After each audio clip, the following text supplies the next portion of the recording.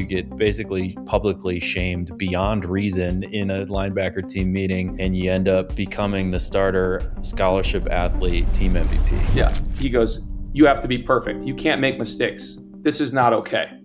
Like, you will never play here if you do this." Have you ever worked in a place where it was like that level of expectations and performance management? I actually think this is a full software reset moment. And it's a really exciting time to be building. All of a sudden, the work inside of an insurance company is like addressable by this new piece of technology. And that's unlocking a bunch of, really exciting buyer behaviors. What is something you believe about insurance that you don't think most of the industry would agree with you on? I think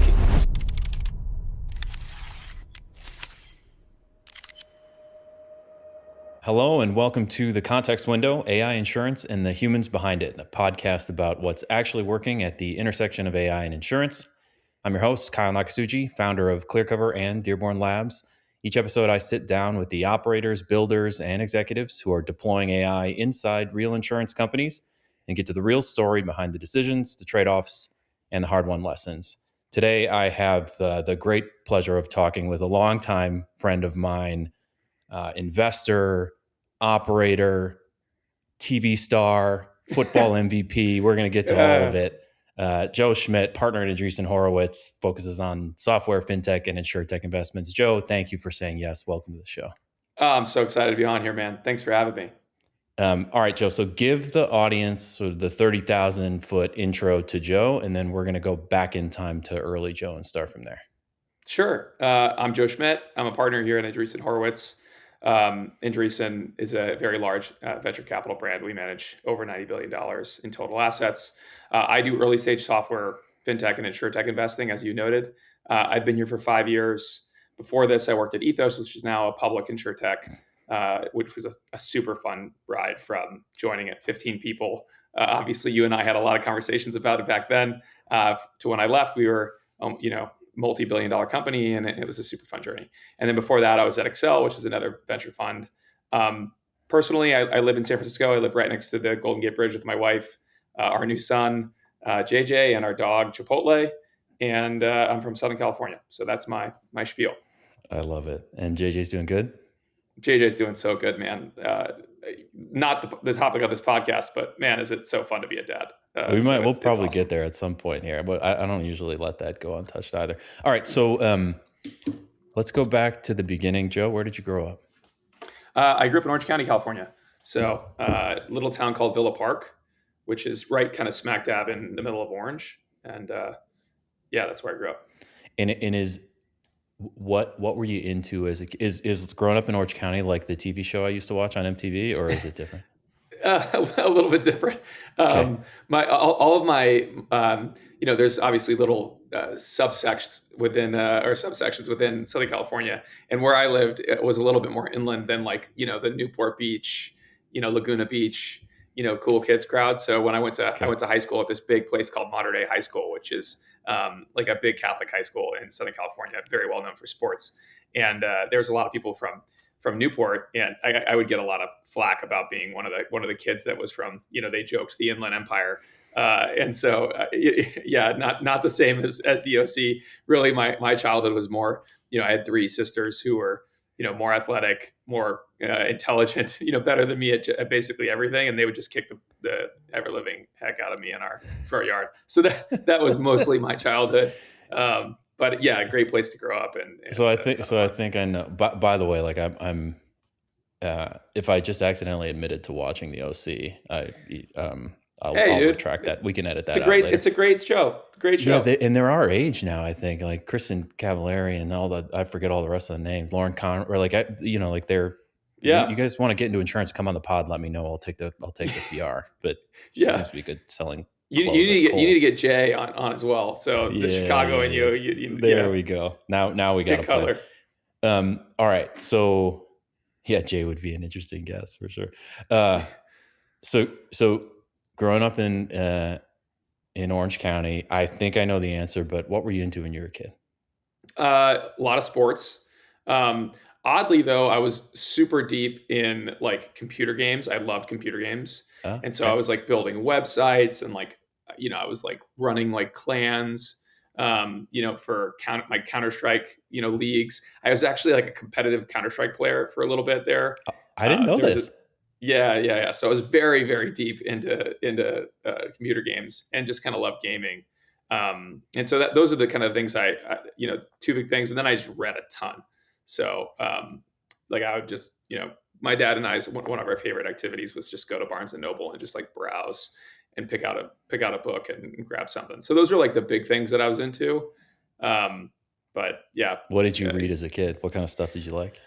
A bunch of random fiction. And then actually like a decent amount of nonfiction. Like I would just get really into something and just like go buy like some stupidly large book about it. So I remember, I still have, I think I still have it. I have this like 1,000-page book of chess openings. And cause I just like I like joined the chess club and like decided to buy some random chess book. Wait a minute, man. You're the football MVP. You were kind of a nerd. I didn't know I was a nerd, dude. I was very much a nerd. That's awesome. Yeah. So I think, interestingly back then I was not like obviously athletic. I think I was a very athletic kid, but I kind of looked like a cinder block. And so a lot of people would just give me a lot of flack about being, like fat or, big or whatever. And so, I think there was definitely a few periods in time, and I actually still think I'm a nerd, but definitely back when I was younger. I didn't know this about you. This is great. I mean, I appreciate it as a fellow nerd. Who also sort of moonlighted as an athlete. I think this is, although a much worse athlete. So Counter-Strike. So you were like competitive Counter-Strike. I was like really good. I was nasty at Counter-Strike. Yeah. So, Do you play anymore? No, I don't play any games anymore. I don't think I've really gamed until like since I started dating my wife. Like there was something that had to go in my life, and I wasn't really gaming that much anymore. But games was the easiest thing to get rid of. It was like I still, nasty at Counter-Strike. There's got to be video evidence of this somewhere, huh? Can I? I got to go find it. There was the like place that I played, the server that I played on. Was this like, I think they had this website, and I was one of the people who had like the most, I can't remember if it was basically like the most, kills, deaths, like games played. It was just like, this guy has nothing else to do. You had a serious gaming PC? Built them. You built it? Yeah. I had two rigs on my computer, on my desk at home. Like, so my friends would come over and be like, what's wrong with you? So yeah, I was deep into it. I may pick your brain. I just got a gaming PC. I never had one growing up. I just had like a, Apple II GS because I'm old. Played Number Munchers and shit. But I just got one because I got into sim racing. Oh, cool. I needed like a proper gaming PC. So I may pick your brain on why mine keeps lagging so damn much when I'm trying to use it. You should ask AI because my expertise is about 20 years old at this point. We'll get to all the AI stuff certainly. All right, so like into books, into computer games, cinder block, but the beginnings of an athlete. And so tell me about football days. So like how did you end up at Mater Dei, which is like the football big high school. Growing up, I definitely wanted to be a football player. And if I had I had a few dreams growing up, and I remember, when I was 5 years old, actually, my dad sat me down and was like, "Okay, hey Joe, we're going to write out your goals," which may tell you a little bit more about my childhood, but I can barely write, and so I wrote down these three things, and one was, go to the park with dad, go to Baskin Robbins. We would go to Baskin Robbins when we'd go to the bookstore, so that was a pretty nice incentive. And then number three was go play football at Notre Dame. And so I just loved the idea of playing football at Notre Dame. This was my childhood dream. And where did that come from? I think, I've been asked this a bunch of times, as you might imagine, because of the experience at Notre Dame. Yeah. But I don't really know. I think it was probably something having to do with my dad and I would watch football. We would make pancakes and watch football on Saturday morning. And Notre Dame was always on NBC at the logical time for us to be eating pancakes. And my dad sort of liked Notre Dame. His family went to USC, so it was kind of an odd thing for him. But I think he just liked them. So I don't really know how it happened. Maybe I saw Rudy, but it was definitely the thing. And so I would always wear like Notre Dame shirts, and I had all kinds of Notre Dame gear. And then my sister, who's a little bit older than me, when I was about, I don't know, maybe 12, maybe 10. She's 9 years older than me, so maybe I was 10, 9 or 10. She went to Notre Dame, and that Okay. it was like complete. Oh my God, I'm in love with this place. So You're yeah, 5 years old. Your father sits you down and says, "Let's write out your goals." yeah. And they were sort of Go to the park with dad. go to the Ice cream. park, get ice cream, and oh, by the way, Play go football. play football for Notre Dame. Yeah, and I had this like little card. I don't know where it is anymore, but I had it until I got to Notre Dame. My dad still may have it. Yeah. Okay, so you're 5 years old. You decide you're going to go play football in Notre Dame, which this is a story that's going to pay off big time, listeners. If you do not know, so stay tuned. But 5-year-old, you decide, and so now fast forward to like going to high school. Like, were you good going into high school? Did you know, like, was it pretty obvious at that point you had a ton of potential? No. I started playing football when I was like 12, and I was reasonably good at soccer and reasonably good at baseball. So it wasn't like I was a bad athlete. I was a good athlete. When I got to 8th grade, I started, I kind of sprouted up and became a little bit more just dynamic, I think, as an athlete. But it was not obvious. And so then I got to high school, and I was trying to figure out what the heck position to play. Like, I thought I was going to be a quarterback, like every kid thinks they're going to be a quarterback. I then broke my hand in a hilarious fashion, which we won't talk about. And so I couldn't hold a football anymore. And I was like, okay, what do I do? And the coaches were like, which position would you like to play on this freshman team? And I was like, I don't know, whatever position you'd like me to play. I can't hold a football. And so then I ended up playing basically every other position. And that was the first time it was like started to become clear that I was going to be a reasonably good football player. I was like the MVP on the freshman team. And so I was like, okay, wow, you maybe have some potential. But then it wasn't obvious that I was going to make the varsity team the next year. And there was a whole situation. So won't bore listeners, but no, it wasn't obvious. So it's my job to bore the listeners, not yours. Yeah. So you're a star on the freshman team. You play varsity your sophomore year then? Yeah. Which is not a small feat at a school team. like that. That is not. Yeah. There's probably a bunch of people who have done it. I did it, but my school is not modern day. So like, So okay. And did you choose a position then, or were you still just kind of like floating around the field? The one that I was the best at ended up it was very quickly became clear I should be a linebacker. Okay. And so that was the one I played most of, like when I was a freshman. And then the sophomore year, I barely make the varsity team. I kind of look like a string bean. I'm like 6'1", and maybe I was 195 pounds or something. So I looked like a safety. And they started playing me at safety, and we were playing this silly 3-3-5. I don't know if you remember the Urlacher position where he would just kind of float around. So I was playing that position. Okay. And it was fun, but I wasn't very good at safety. So they're like, okay, what do we do with this guy? And then people just started getting hurt. And so this actually starts to get, I think, interesting for listeners, where it was not obvious in the summer that I was going to play at all. It looked like I was not going to play. And then I just kept saying yes to whatever they'd asked me to do.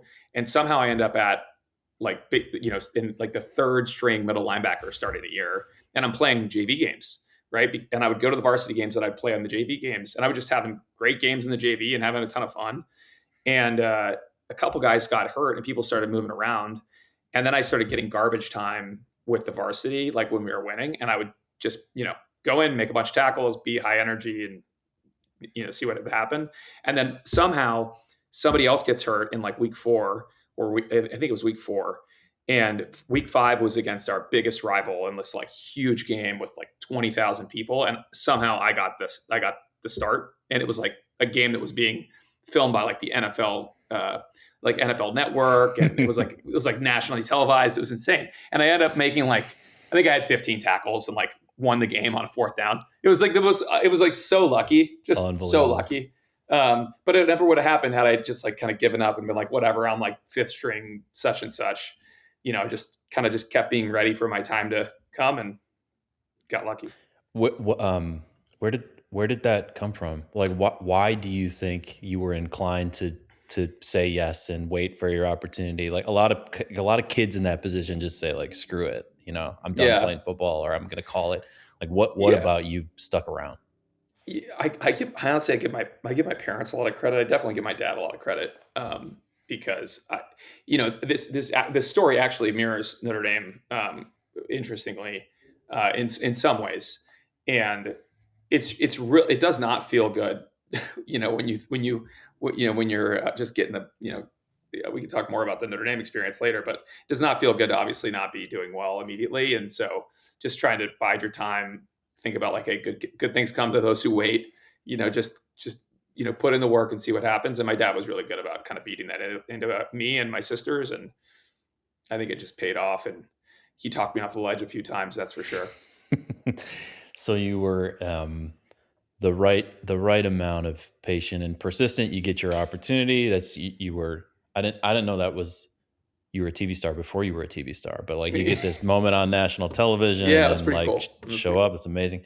So college recruitment then. How do you end up going from Notre Dame to Notre Dame? Yeah, and I'll zoom through a couple things here. So my sophomore year ended up being very good, but I was still undersized. I'm still undersized today. And then my junior year was actually just bad in my opinion. Like, it wasn't great. And I think there was just a lot of pressure that I put on myself. I think in hindsight, I'm sure there were some different things maybe we could have done, and just in the way that I developed myself mentally, because I just wasn't I wasn't able to like perform with with that kind of stress. So then my senior year was amazing. And I actually saw I went and saw a sports psychologist a few times, which like helped me just to kind of get out of my own way a little bit, which was a great experience. And then my senior year was great, but by then, at least back then, I actually don't even know how it is now with recruiting. You have a certain number of scholarships, and people had basically given out all their offers. So I kind of had to wait for people to decide where they wanted to go. And I don't know if you remember this from your recruitment process, but for the longest time, my only offer was like Air Force Academy. So I was like, oh, maybe I'll go to the Air Force Academy.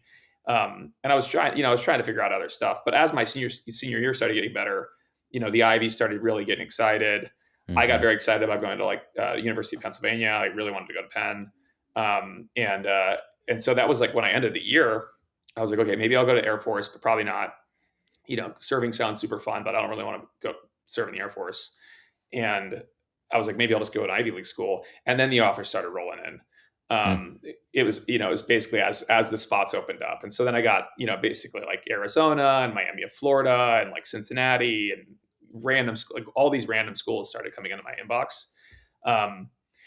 So I went on visits to a bunch of them. I thought Arizona was cool. At the time USC was sanctioned because they were doing naughty things.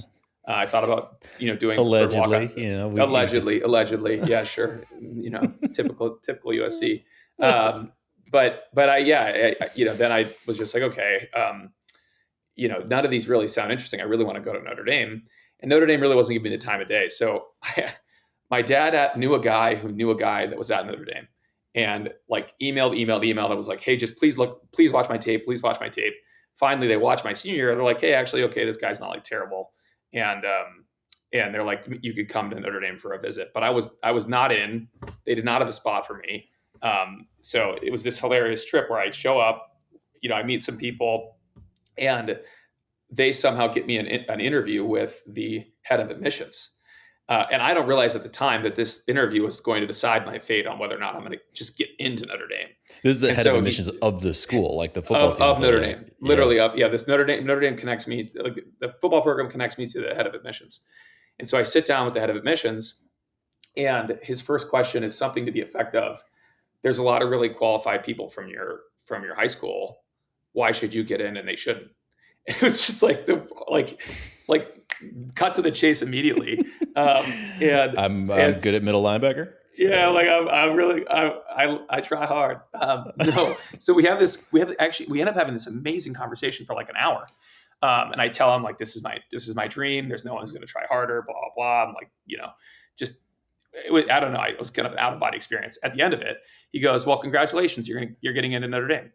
And I was like, no, yeah. Like, I was like, I really hope it's going to happen. Like, thank you for considering me. And he's like, no. Like, I control the keys to the kingdom. Like, you're getting I make the decision. Yeah, I make the decisions. Welcome to Notre Dame. And I like start crying.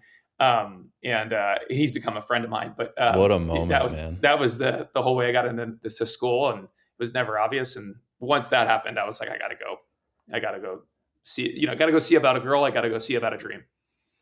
I mean, what an opportunity to like find yourself in that room. And I assume you told the story of like, well, I manifested this when I was 5 years old. That like it Yeah. was my dream. Like to be put in a situation where you can tell that story and like be to be given the opportunity to live your dream in that moment, like an hour. You have an hour to Yeah. basically make it all come Thank true. God I Like didn't realize it. Like wild. yeah. I think had I appreciated what was happening in the moment, I probably wouldn't have just like played it free and loose. But I did, and yeah, it is really crazy because I've done, of course, everything happens in Notre Dame that happens in Notre Dame, and then I've now done he's since retired, a great guy named Don Bishop, who had like the hardest job in the world trying to figure out who should come to that school. But we did a bunch of events together, and he would tell this story, and he's like, there's one guy who's ever gotten in on, like in my office, and he's like, he's right here. It's like, it was really fun. That's so cool. And okay, so then did the football team say like, okay, you're in if you Yeah, get admitted? they were like, if you get in, you can have a spot on the team. Was Okay, basically what got they it. said. And Got so it. it's just like, it's a preferred walk-on Yeah. situation where they like they nudge the admissions office to take a second look at my application. Not I don't I probably wouldn't have gotten in without that. I had fine good grades and good test scores, but it's really hard to get into schools as everyone knows. So then as a preferred walk-on, you start camp with team in the fall then, that next fall? Yeah. No, that was the only difference was I got to come in the summer as well. You did. Okay, so you showed up Yes. you showed up in the So summer, I showed did up in the workouts summer, with the and it's team. yeah. Me and the 24 scholarship players in my class showed up. Showed up in the summer. Okay, got it. And so then that was your freshman year then that fall. Yeah. And what is it like now? Now you're like the dog that caught the car. You're like, oh, Yeah. I got in Not and I'm on the quite. team. Now what? Not quite. No, you're yeah, the dog who caught the car. It was more like the dog that was getting destroyed, and beaten every day, because you get there and no one knows your name. Like, you've got your name on your helmet to remind people who you are. Yeah. It's like, hey, walk on, go over there and just get demolished by, specimen, number 1, 2, or 3. And so, yeah, I have so many stories about just getting the crap kicked out of me as a freshman walk on, and a sophomore walk on, and so on and so forth. But So yeah, you're it was freshman walk it on was a scout team? scout team, of course. Scout team defense. Getting beat up on by the ones all the time. Yes. Was there a point where you were like, we're going to get to the end of the story, which, it all works out obviously, but like, was there a point during those years of getting beat up where you were like, I don't know, maybe I'll just go finish up school and get a job Totally. and be done here? I mean, I love Notre Dame, but like, it's hard. And it was, it was kind of, it was definitely miserable. I mean, I was the 5th string inside linebacker. Like, there aren't 5 strings, right? So the linebacker room was like 4 rows of desks and then me in the 5th row. So it was, it was not good. And yeah. So I thought I was like, oh, maybe I should have gone to Penn. And I remember I talked to the Penn coach, on the phone, and like, he was like, anytime you want to come here, you're welcome. So I definitely thought about it, but I would always come back to like, this is my dream. This is what I want to do. And I got to see it through. And again, credit to my dad who talked me off the ledge a bunch of times. Do you think, if this were all happening today, given like transfer portal stuff. and like, do you think you would have ended your career at Notre Dame, or would you be somewhere else?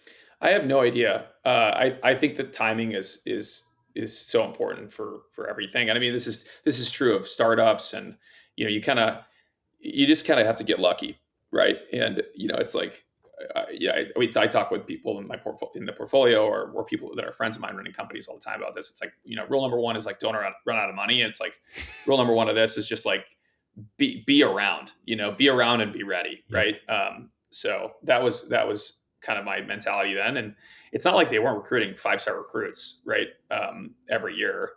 And so I think that just, the thing that I tried to think about, and I maybe I'll tell this story, which is kind of a good one, but the thing I tried to think about was, what are the things that I can kind of bring to the team, what can I be as a teammate? What can I be as a producer that's unique to me? And so there's this story, and I'll tell it because it's interesting, and I think it was a great learning experience for me. But my sophomore year, I go through the full freshman year. I just get the crap kicked out of me.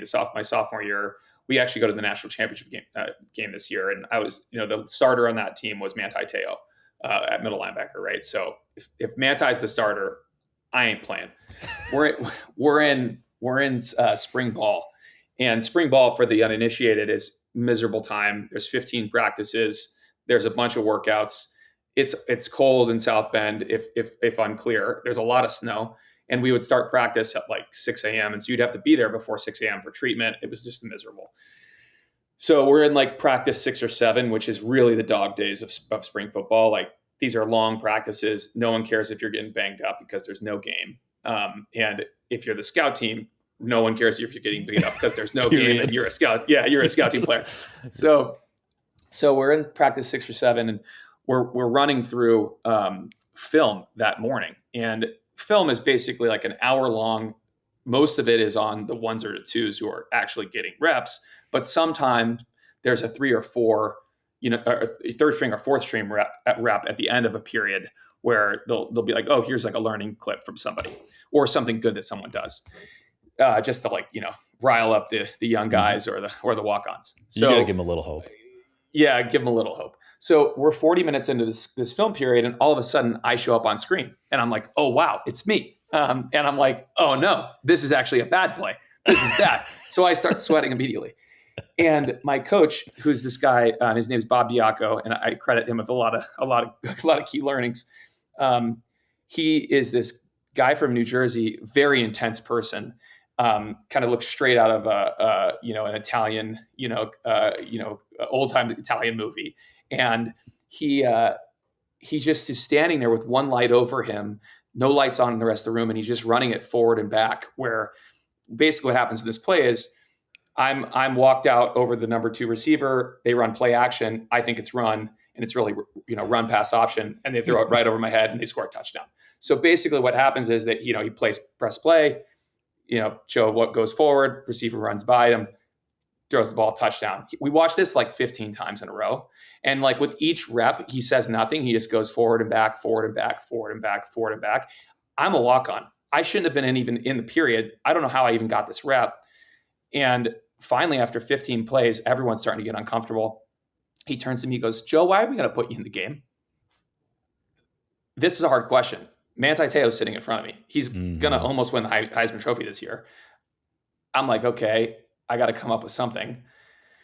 So after like 4 or 5 seconds, I blurt out like, I'm quicker or I'm faster. And he goes, bullshit. Dan Fox, what's your 40 time? Dan Fox is this guy who was playing weak side linebacker at the time, who is really, really fast.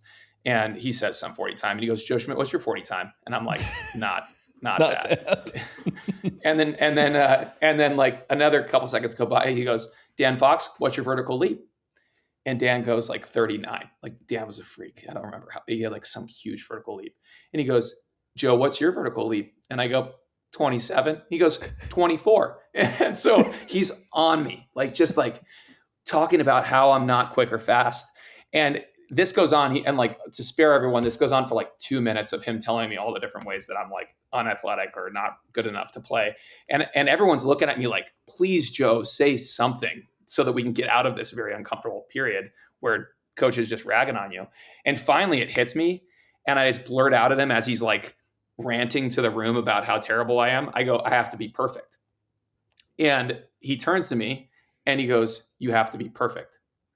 And he turns to the rest of the room and he says, who in here doesn't believe that we can win with Joe playing bench 8 calls? And bench 8 calls was basically like our home base. It was a 4 down front with, it was like a 4-3.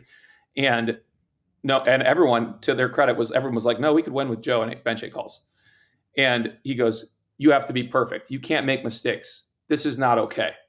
Like you will never play here if you do this.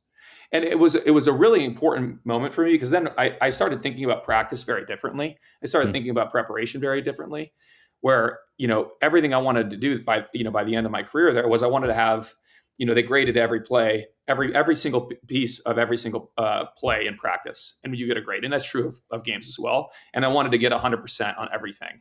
And I actually got a few by the end of my time, but it's like, hey, there's no excuses. You either perform or you don't. You either get a plus or you get a minus on every part of your play.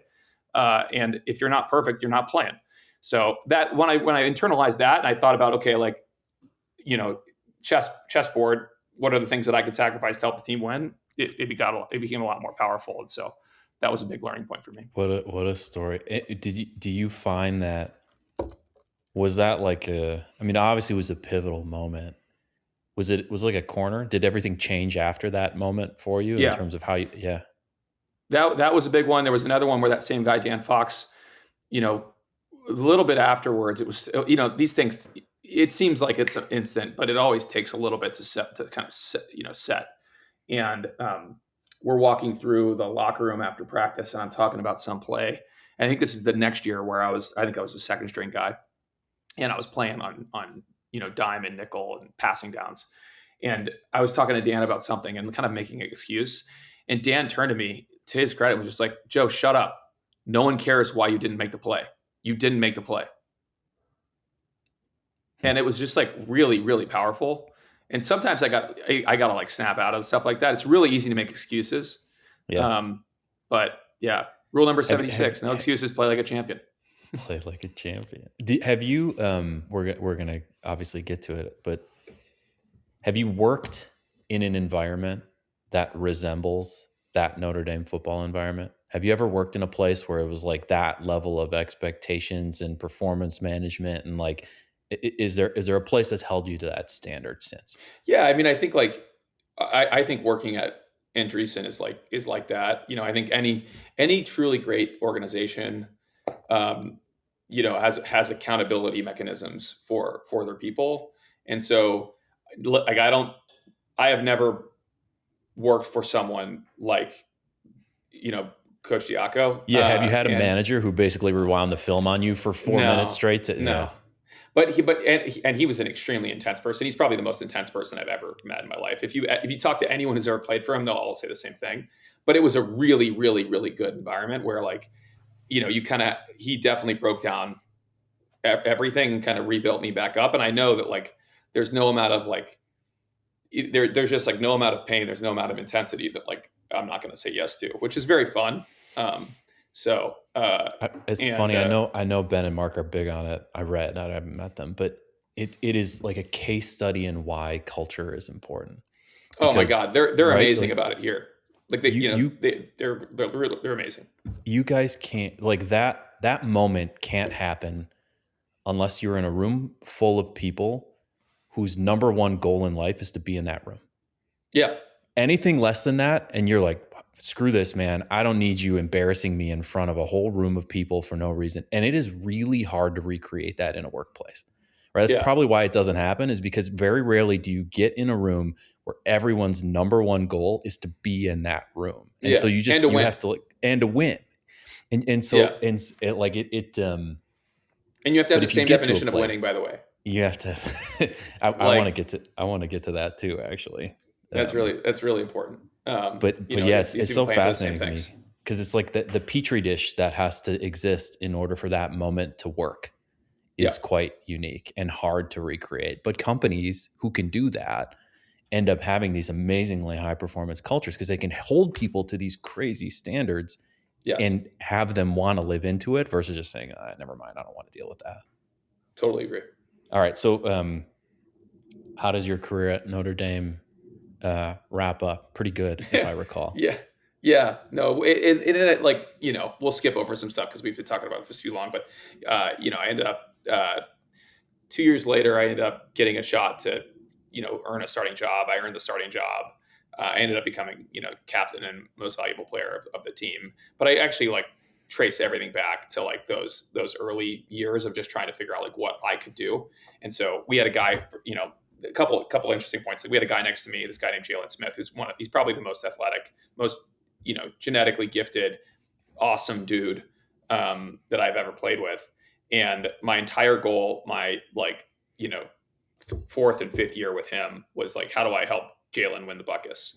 Like if he wins the Butkus, we're going to be an amazing defense, was like my thought. And it's, of course, like I want our defense to be the best defense in America. I want to win the national championship game. But like if he could do that, and so there's a lot of stuff that I ended up doing, but it was like, how do I get everybody else in the position to make the right plays? And he was just such a weapon.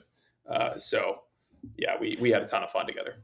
You, we just to recap, because I think it's worth, you kind of glossed over it, but the story was 5 years old, decide one of your 3 life goals outside of getting ice cream is to go play football at Notre Dame. You find a way to do it through this blackout old school Will Ferrell and old school interview that you did, and and so then you're in your scout team, walk on, like the lowest of the low on the team. You get basically publicly shamed beyond reason in a linebacker team meeting, and you end up becoming the starter scholarship athlete, team MVP.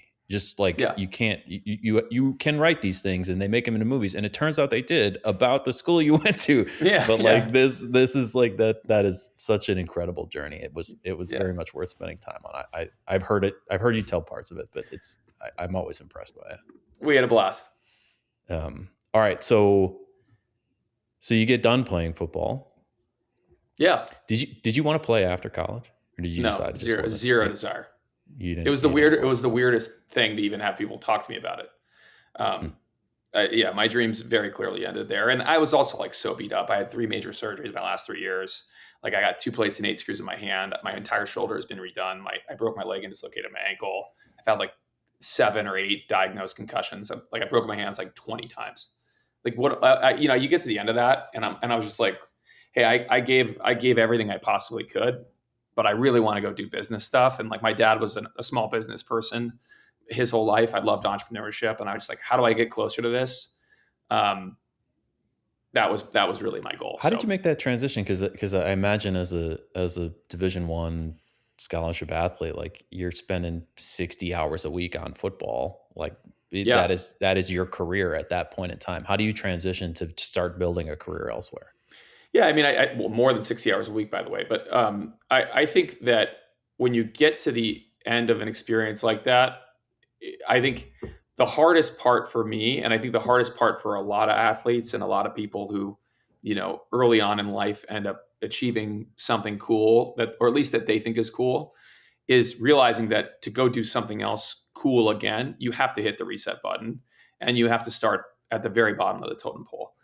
And there are no shortcuts to any place worth going, is something I used to always talk to myself about, back when I was, walk on. But I realized like, okay, I just got to go walk on mentality. How do I go figure out like what I want to do?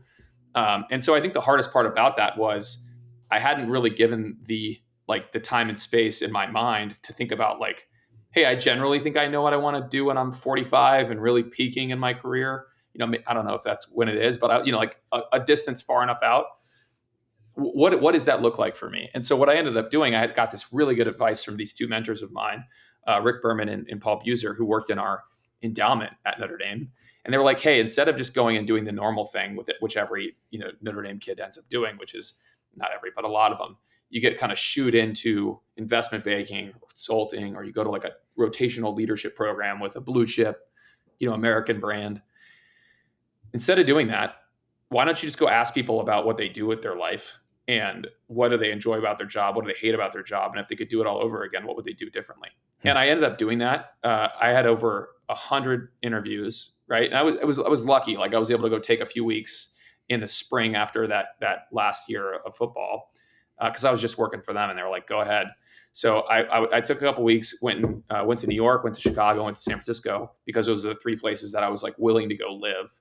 Right. I wanted to go be in the right community. I think this is a really important point, by the way, which is you have no idea how much that will inform the rest of your career, is like where you go and you live after school, because it's where your network starts to compound. Yeah. Anyway, I meet like 100 people in New York. I meet probably 40 people, 50 people in Chicago.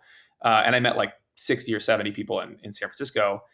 And through that, I got a really good picture of like what was happening in the world, at least with all these different jobs. Like I didn't really know what sales and trading even, like what does that mean on a daily basis? Like what are you doing? I sort of do investment banking. I realized very quickly that I had no desire to go do that. consulting sounded cool, but like kind of amorphous. Like, where does that lead to?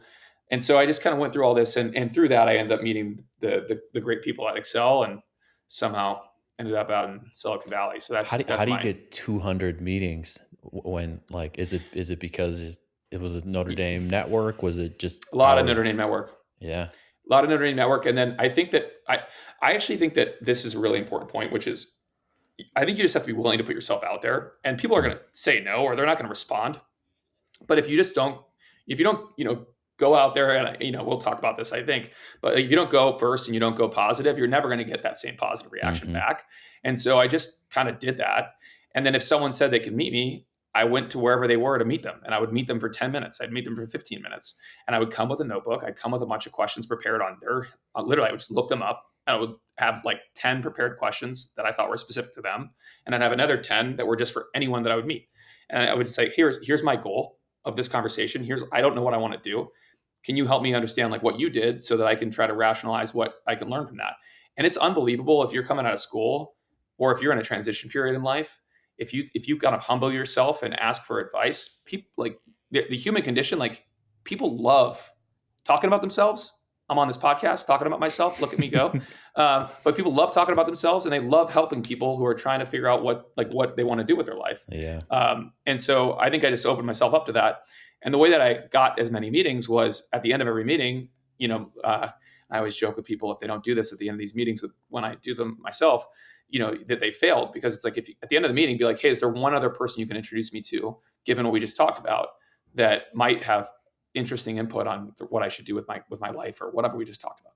And everyone would be like, oh yeah, I have a best friend. Like, you should talk to them. So what I would do is, and here's tactical advice for any young person that's listening to this podcast, go into a week like this or a few days like this. You don't need a week, whatever. Set up a few meetings in a tight period on like a Monday.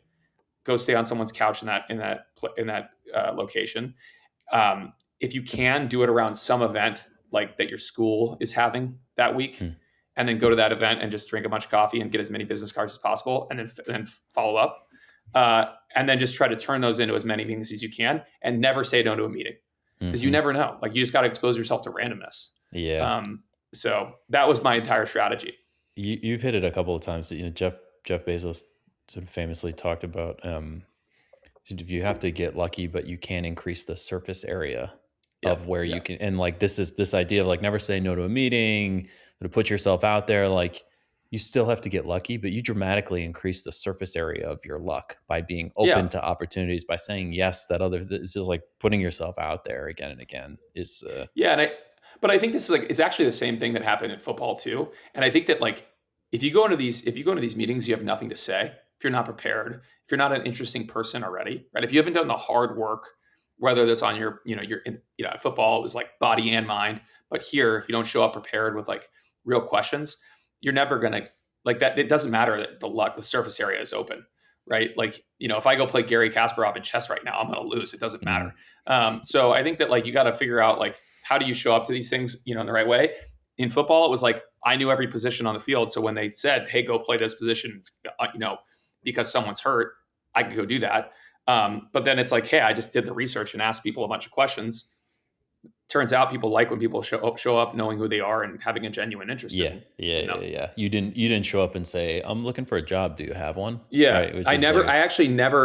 I was super intentional. I never asked anyone for a job. I've actually, I've never done that. I just don't think that's the right mentality.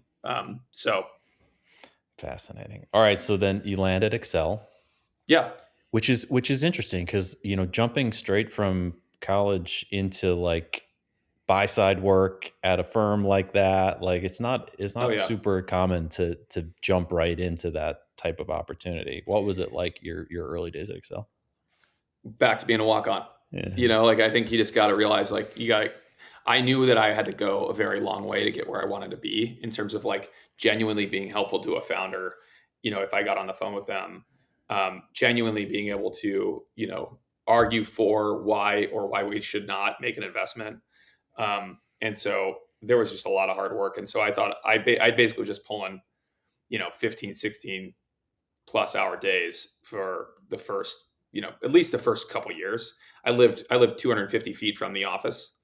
I didn't do anything. So that was what it was like. But I had some really great people there that were very kind to me, taught me a lot. I got really lucky with that experience. How long were you there at Accel? I was there for a few years, 3 years, I think. 3 years. And and of course I met you through this experience. So You reached out cold. It was back to you doing your thing. Like yeah, man. you reached out cold, and we were joking about being a TV star. I had just watched you on like the Showtime special following the Notre Dame team. So when Yeah, you like reached out on LinkedIn, I was like, wait a minute, I think that's I the know this guy's Showtime face. guy.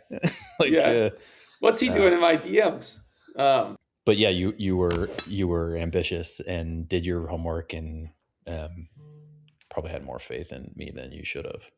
No, But I'm very very lucky to have met you. so you did 3 years at Accel, and then what? Like, talk to me about the transition out of venture and into Yeah, operating. I had a few kind of observations, questions, maybe. Um, the first one was I genuinely loved what I was doing. Like I was having so much fun, but I wasn't totally sure because it's the only thing I'd ever done in my life that it was what I wanted to do forever, right? And I think in order to become a great investor, I think that there's a couple paths to doing that. At least my observations. I'm not saying that I am that. Um, and of course, you could like just stay as an investor your entire career. But the things that I didn't know is like, okay, is that what's going to make me happy? I'm not sure. So I got to go try something else. I didn't know if I wanted to start a company. I didn't know if I wanted to go work at a company as an operator. Those are the two big questions I wanted to ask. And so we had invested in Ethos, my partner Nate and and I was really close to the team, very opinionated about a bunch of stuff that they should or shouldn't do. And the CEO, to his credit, was like, "Hey, if you have all these things you want to come do, like you should come do them with us. Like, there's hardly anybody here. Like let's go work on this together." And so I thought about it a lot and decided, "Hey, let's go do that, and they'll help me answer these questions." And it was a ton of fun, man. Like we got to, this. So this is when we started talking a lot, but we ended up trying to build a bunch of different business units inside of the company. We ended up settling on this agent business that became very, very, very large. Yeah.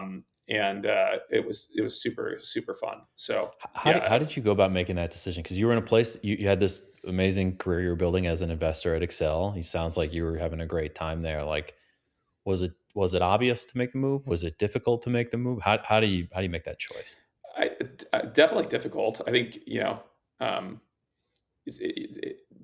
like 100%.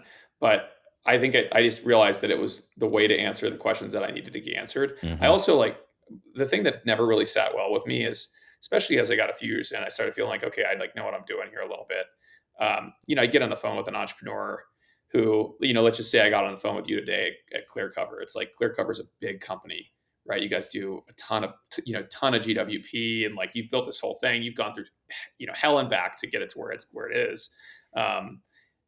How the heck am I going to, you're asking me, hey, what should I do in my go to market? How do I like work with agents? It's like, how can I even begin to think that I should be qualified to weigh in on that? Right. And so you can, it's not like I think that there are some of the best investors of all time are just pure investors. But what you have to do is you have to just kind of marinate in other people's stories. And I didn't really love that. I wanted to have some of my own stories to like feel like I could empathize with the founder, Mm-hmm. like truly. Right. Yeah. And like, hey, I've hired people, I've fired people, I've seen a pandemic. I didn't think that was going to happen. It's such an odd dynamic because you're right though. Like there are a ton of really like canonical investors who didn't operate. They just were No, investors. That's what they did. And at the same time, like I also found as an investor early in my career, like I felt like I was missing something. Like I yeah, just couldn't quite do the job the same way having not sat in the operator's chair. So it's clearly possible both ways. But 100%. 100%. I uh, actually think that like the skill set is actually quite different to be good at one or the other, which I you don't think do. is talked about a ton. Yeah, definitely.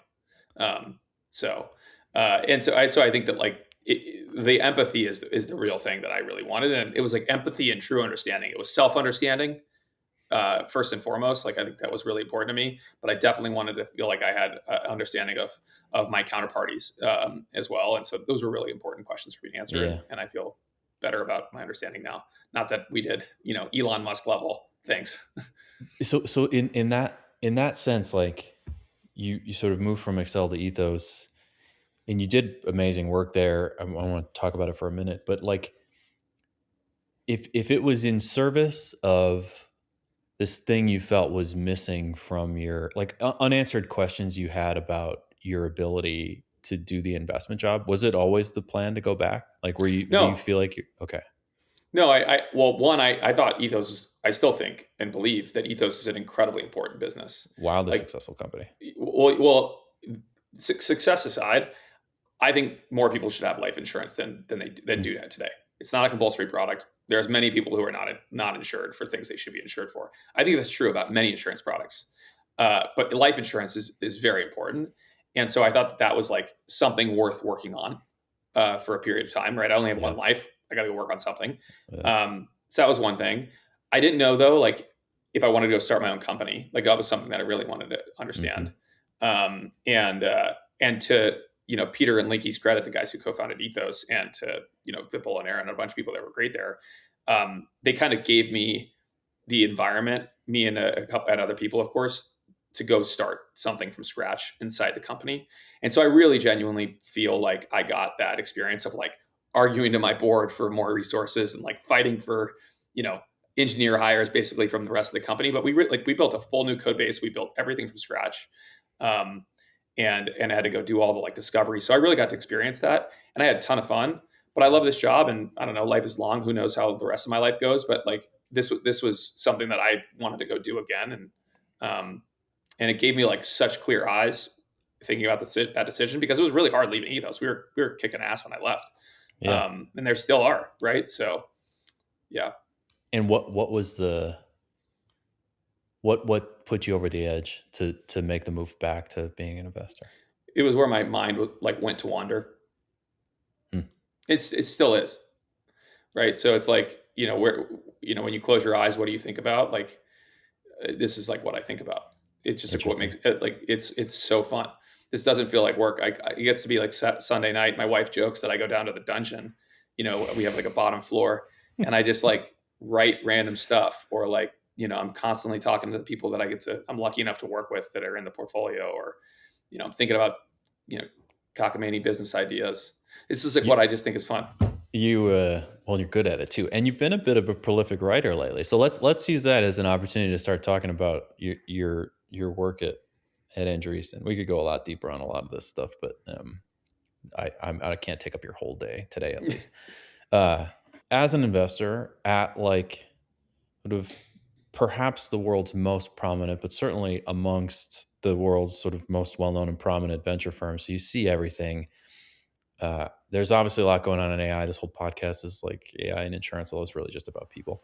What do you like? What's working and what's not working from your chair in the dungeon as an investor with respect to AI and insurance? Yeah, there's never been a more exciting or fun time to be in insurance technology, right? I mean, gosh, think about when you and I were doing this, 10 plus years ago. It was a very different world. Yeah. The enterprise buyers were not ready for technology in any way, shape, or form. There was no infrastructure to go build something new yourself because of that, right? Like if the buyers aren't willing to buy, no one's going to fund the dang thing. So like, how do you build anything worth its while?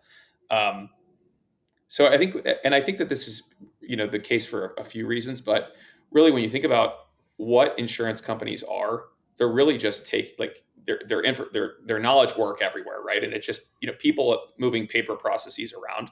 Like this is not it's very much a bits business. It's not an atoms business. Mm-hmm. And so if you think about all the kind of core systems and like the evolution of technology, like why did they not adopt technology in the past? Well, there wasn't really anything changing about the way that bits-based work was being done as those new pieces of technology came out, right?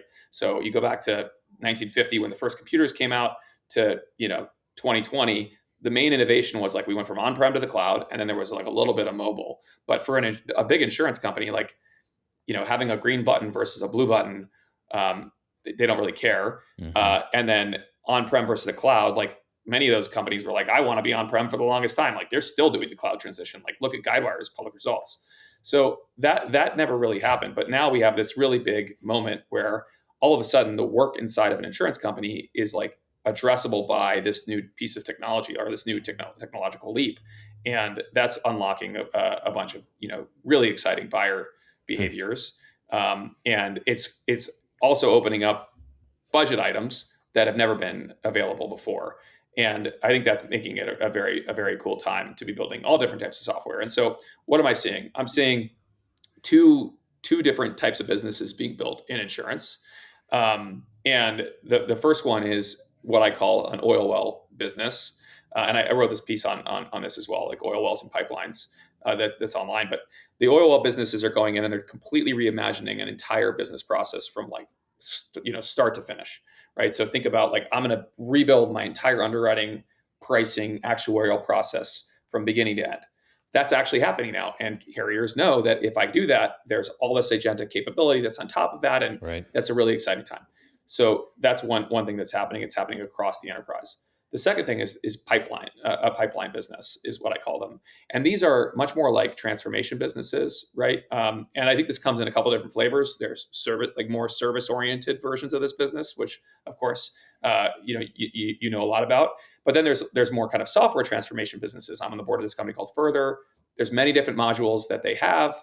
And if you want to go, get very quick time to value in a bunch of different places where, there's maybe messy human in the loop work, messy inboxes in Outlook, we can automate those for you as you go and you automate across your business. And those are the two big strategies. But even outside of just insurance specific tech, I'm having conversations with, the CIOs and the CTOs. I talked to the CTO of a top 5 insurance company 2 days ago, and we spent 15 minutes of the 30 minutes that we had talking about ITSM and HR software. Like, when in the heck would I have had that conversation with the CTO of a top 5 insurance company in the world? Wow. 5 years ago. So I actually think this is a full software reset moment. And it's a really exciting time to be building. The oil wells and pipeline. I read that piece and I think it's very good. I want to go back for a minute to the bits and atoms thing though, because it's very interesting. So by the way, that the whole atoms thing, very very relevant. Congratulations. I'm a big Travis fan, and he's your favorite entrepreneur's favorite entrepreneur almost. Right? He's amazing. He's incredible. And I saw an X post the other day saying that Andreessen has become like the Nike for entrepreneurs, which I just love. Like, you want to sign with the brand, and like I saw the video, and that's awesome. Anyway, it's interesting to me because I agree with you that the insurance operationally is a bits business. Like there's like a lot of things that get passed back and forth. And it seems like everybody right now, ourselves included, have been pretty focused on how do I use AI to augment, improve, or reinvent these bits processes that exist in an insurer. But if we go back, because we live this together, if you go back 3, 4, 5 years, most of the talk was around like IoT and proactive protection, because it turns out insurance is actually an atoms business. Most of what we're protecting exists in the real world. Now, cyber's a little different, but like a lot of lines of business protect atoms or relate to atoms. And what we were trying to do is figure out how to like make the bits better represent the atoms and like sort of bridge that transition. We seem to have lost that thread a bit with AI, where like we're really focused on the bits processes. I wonder if we won't come back someday and say like, well, now we want to use this new set of capabilities to create a better mapping between the bits and atoms, because for a while we were really focused on understanding that relationship better. And at this point, we sort of focused on just taking the bits we have and making them move around better. Yeah, and I think this is a really interesting point. I mean, not to trivialize what some of these things are doing. I think some things that we're doing, the kind of IoT, physical world connectivity, some things worked really big, some things didn't work at all, right? So taking that aside, I think that the way that we were trying to solve problems at that period of time was indicative of where we were in like the kind of like technological cycle. Mm-hmm. And so it's like, what problems are available to be solved? I think there are some huge problems in, the connected world and like tracking physical assets, using AI on factory floors, using AI with, tracking workers' comp issues, or like think about like the big risks in insurance. I think there's a ton to be done with AI there. I think there were. I think that the reality is though, like a lot of what people were doing wasn't actually like getting to the like cool AI use cases because like the tech wasn't there yet. Right. And so I think now is a much more interesting time to be building basically anything because you can go solve problems that have never been solved before, which unlocks budgets that have never been available to a software Right. or software hardware builder before. And so that definitely applies to software. That is the most like linear path to getting to fast scale. It's for all the obvious reasons. I don't have to document why software companies are incredible, but like that will at some point permeate into all of these connected devices because like just think about what that means for even like I workers' comp is probably really easy for people to understand because it's like, okay, you're like lifting a bunch of boxes in a facility somewhere. Like LLMs are really good at like, instead of having to say, wear this exoskeleton so that I know if your back is like, being used improperly, right? I can just like have a camera look at you, Watch, and analyze. and it'll literally watch and tell Right. you, right? So like you couldn't have done that 4 or 5 years ago. Not to say the problem wasn't important 4 or 5 years ago, but now it's like holy moly, you can actually do that now. We this is My this is where it's fascinating because I think like from my take, and we do this work at Dearborn too, but like we've started at this automate manual processes phase yeah of using AI in insurance. But yep you and I lived through the prior versions of this. There's so much beyond it. Whether it's like, Mhm. look, we want to analyze behavior on the factory floor to start to actually prevent workers from getting injured so we don't have yeah to pay those claims. We've talked about it in the past. I know. Like we're using AI in like chemicals, materials, drug development. Like who's going to use it to develop a roof shingle that doesn't get wrecked when it hails?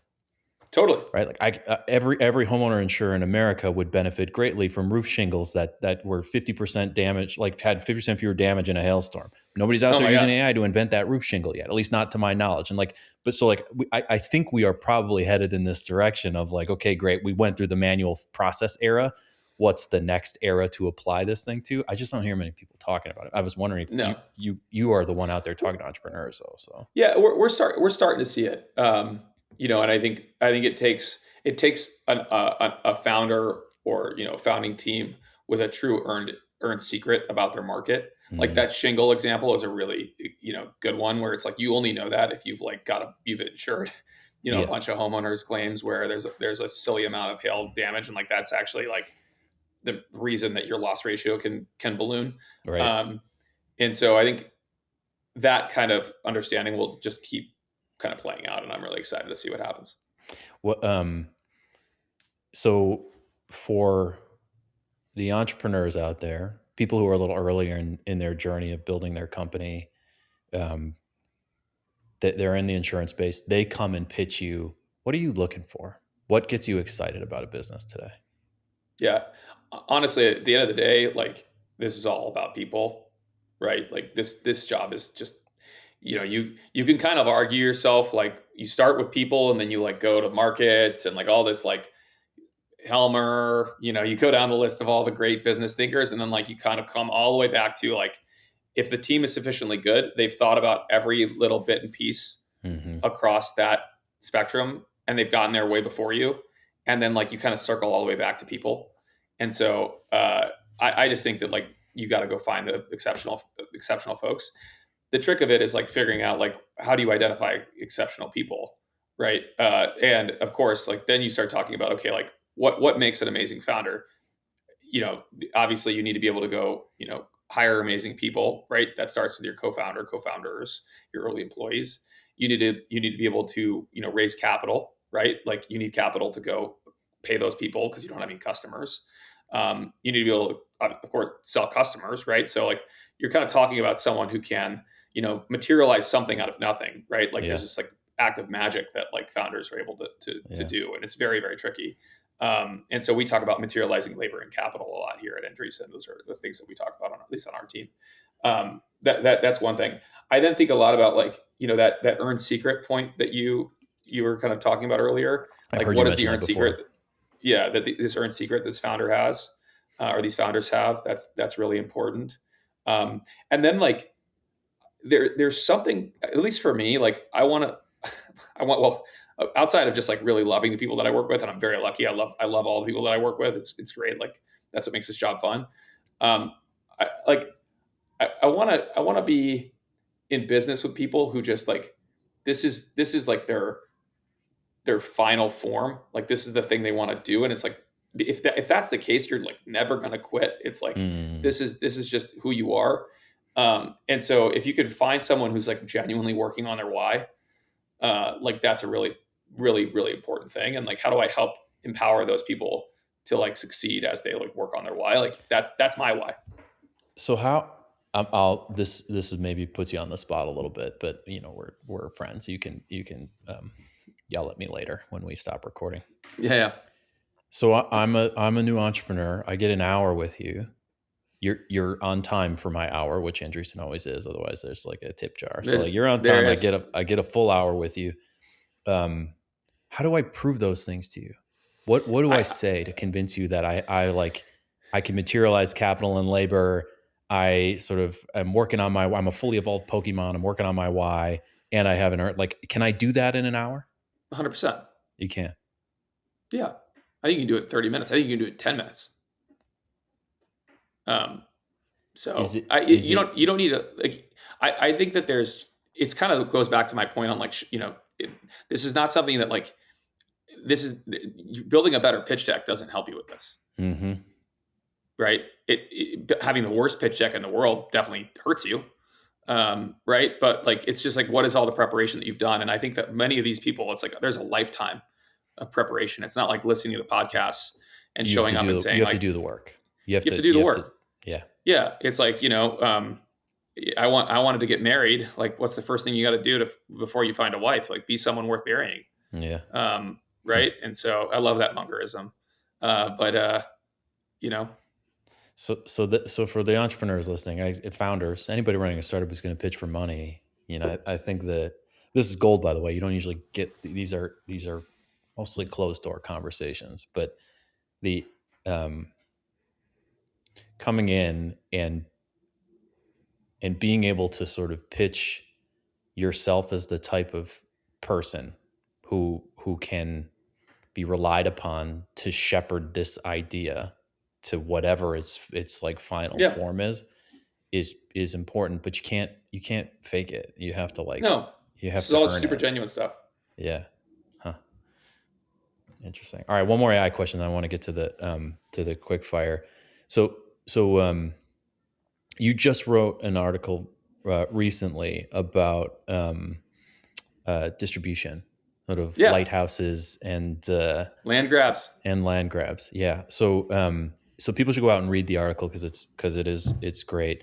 Give us like the quick overview of the two approaches, and then you tell me which one you think is the better approach in selling AI and insurance right now. Yeah. I'll start with the second question because I actually think it's super like time and solution specific. And like at maturity, every great company has Lighthouse customers and they've run the land grab, right? So like, but I do think it's really important to like think about this when you're starting. And I think most people just like default to saying, I need the best possible logos when I start. And so, and this is a conversation I have all the time, particularly with AI startups right now. And the alternate start to this blog post was like, hey, you get off of your plane at SFO and you drive to San Francisco, like look at all the billboards that are along 101, or look at all the billboards that are in San Francisco as you're getting off the freeway. And like the reality is like those are all marketed to the same like 10,000 people. And not to say that these aren't 10,000 very important people, but there's so many other companies out there that you could be, marketing to. And so I was having the same version of this conversation, as were other people on my team. My partner, Alex, and I have been, Alex Rappel and I have been talking about this for a long time. And so the thought was like, okay, well, like, how do you actually decide if like that's the right strategy of like blanketing a major metro, or like figuring out how to get in our market, it might be, figuring out how to get Progressive or, Geico or, Chubb to be your anchor customer. And I think it really, came down to that 2x2, right? It's like, do you need a social proof to kind of go sell your your incremental customer, yes or no? Like, thinking about the budget lines that might be available, like how exposed is the buyer, right? Like on the risk curve. So we wanted to kind of give entrepreneurs this ability to think about these questions. And the reality is, I think most people, like most companies, at least right now, because this is like this generational moment in technology where like new budget is now addressable, you can go out there and you should be selling in Iowa. You should be selling in Ohio. Yeah. You should be selling in Chicago. Yeah. You should be selling in St. Louis. Like, there are a lot of companies out there that have no idea that AI exists. Yeah. It's fascinating that when I read the article, the thing I was thinking about is answering the question of like, is the logo helpful? Because I think people don't think hard enough about that one either. Because if you think about the insurance business, when you're out here talking to carriers and MGAs who are going to buy these AI solutions, brokers, I suppose too, but it is really long tail. And so like, I think we tend to make this assumption like, well, if Progressive buys it, I'll put the Progressive logo up on my website and then everybody will want to buy it for me. But I actually don't think that matters to a lot of like specialty MGAs in the long tail who might look at that and say like, actually, I don't like that at all. That probably tells me it's too expensive or not a good fit for me. Yeah. They're like, I'm not Progressive. I don't, so it's not for me. This is why there's so much nuance to this question. Yeah. And I think everyone needs to be thinking about it when they start the company. And I mean, like, if like a major regional carrier, right, might actually be the right answer for you as you're starting. For your I don't know. Your logo should be like the company you're selling to should look up to the logo that you're trying to get. Yeah. Like, this assumption of recognition being the same as appreciation is not quite true here because like lots of recognizable logos are not going to map perfectly to like, oh, great, that makes me think you're a good fit for me. Yes. Very interesting. All right. So I've taken more of your time than I planned to, which I did plan to, sadly. But anyways, I'll apologize anyway. Quick fire. I want to start with the quote you sent me. You mentioned it earlier, and I like it. Go first and go positive. So we've obviously heard a bunch of stories in your life of like how you've done this, but where does that come from? Yeah, I actually stole this quote from a mentor of mine, this guy Peter Kaufman, and I loved it because like as soon as I heard it, I was like, oh, well, like this is like just like how I generally try to live my life. And the reality is like, maybe I'll give you the framework that he has because he's a framework thinker.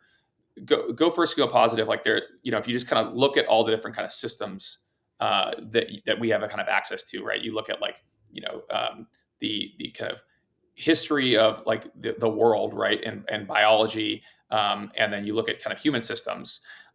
You kind of see the same thing that rings true across all of them, which is like every action has an equal and opposite reaction, right? So like that's like the thought behind this. And so if you're going to go out into the world, right, you have like three options when you are going about your day. You can like, go first and go negative. You can not go first at all. You could not go. You could just be neutral, or you could go first and go positive, or I guess you could go second, right? But like, these are your options as someone who's in control their own destiny, and you're probably going to get the same reaction back, right? Think, his example he always uses, which I love, is like, imagine an elevator door opens and it's like you can either scowl, do nothing, or say hello. You're probably going to get the same thing back from people, right? And so that's the way I try to live my life. It's why I love doing this job, right? I get to just go first, go positive, expose myself to all the randomness in the world and see like, who are the people I get to go live life with and like build cool stuff with. But that's why this quote's important to me. It's like everything about who I try to be as a person. One of the things I love this quote. It fits you very well. I think when you sent it, and having heard the story today, you also, if you're going to do this, if you're going to go first and be positive, you also have to be prepared to fail or be embarrassed. Oh yeah. Because occasionally that will happen. And like all the time. Story, right? Like you're taking that risk. And I like the story I'll share is my she's not going to listen to this podcast. My grandmother is great, but we went on a trip in South Carolina to the Biltmore Mansion in North Carolina, wherever it is. Yeah. And we were driving we were going to see this big mansion. We drive through the admission gate. And this like very kind Southern woman at the gate looks into our car and says, "Y'all have a great day now." And my grandmother looks out the window and says, "Don't tell me what kind of day to have." and I was like, as you said, I was like, you know what? You have to be prepared every once in a while to run into somebody who doesn't love go first and go positive. But if you can be persistent with it, then it does eventually pay off. She just didn't feel like it in line, I think. That's a great response. Yeah. That response would kill me, by the way. So. I know you would make it through. All right. And then one more quick fire question for you before we run out of time. What is something you believe about insurance that you don't think most of the industry would agree with you on? I think that, well, it's tough because I think a lot of the things that I've been shouting about are now kind of like very in vogue. Because I actually think insurance companies insurance companies, reinsurers, MGAs, like I think everyone, brokers, I think everyone's excited about AI right now. I think that the thing that people may not agree with me yet on is I just think that like the entire way that someone understands like what they should be insured for is going to change. Like I just think that like this decision support, right? Like I'm stealing like the benefits term, is going to shift dramatically over the next probably the next 5 years. And I think this is going to be true of all financial services products, because it's just so, it's so easy now to like ask an LLM, like, tell me everything about these products. And so I think that the way that these companies are going to have to compete is going to change. And so I think that's going to change the consumer and who the purchaser, the buyer, the insurer's experience across the board. And I think that the people who get this right are going to grow really, really, really, really, really, really, really fast. Because they're going to then be, if you're the person who owns that experience or is best enabled for that experience, you're going to be able to sell all different types of insurance products that people didn't even realize they weren't insured for to these people. And so I just think that like the thing that everyone's missing is the growth angle right now. And I think insurance, financial services is like going to be a ground zero for that. So maybe another opportunity beyond like manual process automation with AI is this notion of like form factor of intermediation, because it will change dramatically if we really lean into what the tools can do today. Yes. Well, Joe, this was a blast. I mean, we've known each other a long time, but I didn't know a bunch of this stuff. So thank you for sharing it with me. Thank you for sharing it with the audience. Appreciate your time. We'll have you back on. We certainly didn't get to everything that was relevant to talk about here. So someday, whenever in the time again, I'll bring you back on and we'll do this again. Thank you very much for having me. And thank you for being a great friend. Without you, I would not be anywhere near as smart as I am on insurance now. So all credit to you for being the man. It took an hour and 16, but you earned the check I was going to send you. So wonderful. Thank you. Thanks, Joe. See you, man. Thanks.